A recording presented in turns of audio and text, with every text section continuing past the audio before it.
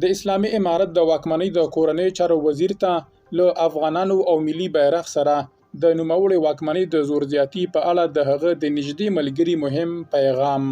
د سراج الدین حقانی 20 کلن یاور او ملګری وایي په زور حکومت نه کیږي او نه په زور زړونه ګټل کیږي. بشپړ جزئیات په ویډیو کې تر پایه وګورئ. پتمنو لیدونکو ستړي مه شئ. د طالبانو د کورنۍ چارو وزیر 20 کلن همکار او د دې ډلې د منبع الجهاد سټوډیو مسؤل عبدالله ریحان وایي حکومت په زور نه کیږي او زړونه هم په زور نه خپلېږي. نوموړی ډیروي پر نورو بیرغونو د خلکو مینېدل په دې معنا نه دي چې هغوی خاینان دي. عبدالله ریحان د چهارشنبې پر ورځ پر خپل ایکس لیکلي چې طالبان باید په وړو کارونو کې ښکېل نشي او خلک پرېږدي چې خپله قضاوت وکړي.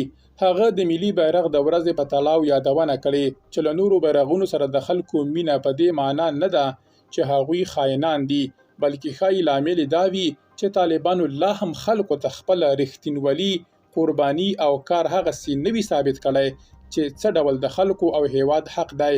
د طالبانو د کابل امنیه قومندانۍ ویاند خالد زدران په خپل کتاب 15 دقیقې کې د نوموړي په اړه ویلي چې عبدالله ریحان د خلیفه صاحب سراج الدین حقانی فدایي ملګری او د منبع الجهاد سټوډیو مسؤل دی. د ریحان په لاس جوړ شوي جهادي فلمونه خصوصا د غازیانو کاروان او بدري لښکر به د رسنیو سرخط ګرځېدلي وو. عبدالله ریحان ډیره کړې چې دلته له تېرې یوې پیړۍ راهیسې خلکو کار کړی، زیار یې ایستلی او کلونه یې خواري کړې او دا هر څه په 4 کلونو کې نه مدیریت کیږي. د حقانی ډلې دغه ملاتړی او تبلیغاتي مسؤل چې اوس د دې ډلې له جلال بنسټ سره نږدې اړیکې لري وایي دته دا مهمه نه ده چې څوک د کوم بیرغ او ولې پلوی دی. هغه د پوښتنې په ډول ویلي زه څنګه کولی شم د سپین بیرغ معنا او د حق او انصاف پیغام د هر انسان زړه ته ورسوم؟ څنګه کولی شم چې د دې بیرغ تر سوري لاندې ټوک ټوک ملت او لوېدلی افغانستان راپورته کړم؟ دا یوازې د شعار خبره نه ده، دا د عمل، قرباني، زغم او ویښ فکر تقاضا ده.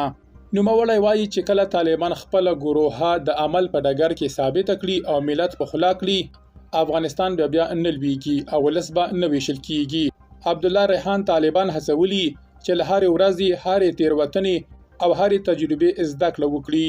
درنو لیدونکو له ملتیا مو مننه.